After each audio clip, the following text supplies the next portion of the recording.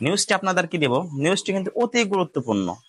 আমার সামনে দেখতে পাচ্ছেন একটি ছোট্ট বাছুর। এই বাছুরটার বয়স মাত্র 15 দিন। আমরা যখন গ্রামে মানুষকে সেবা প্রদান করতে যাই, তখন প্রত্যেকটি খামারি যারা গাভী পালন করে তারা শুধু একটা কথাই বলে, ভাই এত ছোট বাছুরকে কি কৃমির ওষুধ খাওয়ানো যায়? এই বাছুরকে কি কেউ কৃমির ওষুধ খাওয়ায়? আমরা বাছুর 3 মাস 4 মাস বা 1 বছর না হলে কৃমির ওষুধ খাওয়াই না। এটা হচ্ছে মানুষের ভুল ধারণা।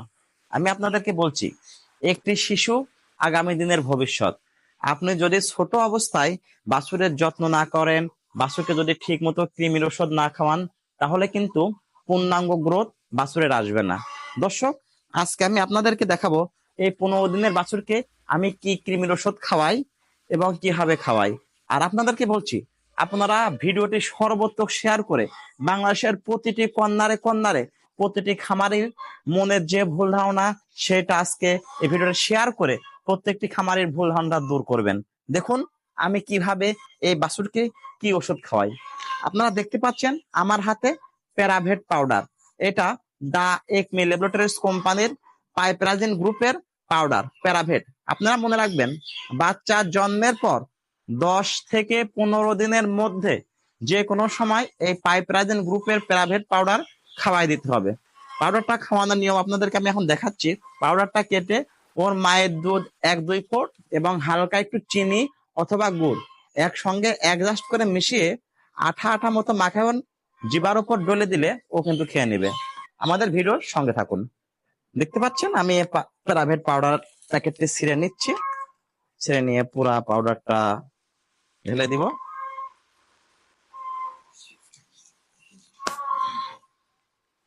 এই যে আমি প্যারাভেট পাউডারটা কেটে নিলাম, কেটে নিয়ে একটা বাটির মধ্যে দিয়ে দিলাম। পুরা প্যারাভেট পাউডারটা আছে 10 গ্রামের, এই 10 গ্রামের প্যাকেটটি কেটে একটা বাটির মধ্যে মিশিয়ে নিচ্ছি। এবার ওর মায়ের দুধ আমরা একটু কালেক্ট করে রাখছি। এই যে দেখতে পাচ্ছেন, ওর মায়ের দুধ একটু দুধের মধ্যে মিশিয়ে দিলাম।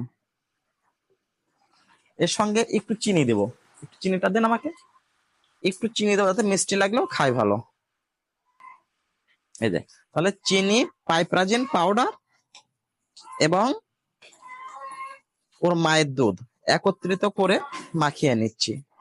আপনারাও ঠিক এইভাবে এই প্যারাভেট পাউডারটি ওর মায়ের দুধ এবং অল্প একটু চিনির সঙ্গে মাখাবেন। মাখায়ে আমি যেভাবে খাওয়াচ্ছি এভাবে খাওয়াই দিবেন, তাহলে কৃমি মুক্তকরণ হবে। এবং 3 মাস যখন বাছুরের বয়স হবে, আপনারা তখন ওই বাছুরকে একটু হেলমেক্স খাওয়াবেন। আর বাছুর অবস্থায় দেখুন আমি কিভাবে কৃমি ওষুধটা আপনারা ওইভাবে খাওয়াই দেবেন। এই যে এখন কিন্তু ও চেটে খেয়ে নেবে। জিবার উপর দিয়ে দিলাম, ও এখন চেটে খেয়ে নেবে। মিষ্টি লাগছে যেহেতু ও কিন্তু একটু ফেলবে না। মায়ের দুধ দেখুন কি সুন্দর ভাবে চেটে খেয়ে নিচ্ছে। আপনারাও এভাবে আপনাদের গবাদি প্রাণী যখনই বাছুর দেবে, বাছুরকে এভাবে কৃমি ওষুধ খাওয়াবেন। দর্শক, অবশ্যই ভিডিওটি লাইক কমেন্ট শেয়ার করে অন্য একজন প্রান্তিক খামারিকে দেখার সুযোগ করে দিন।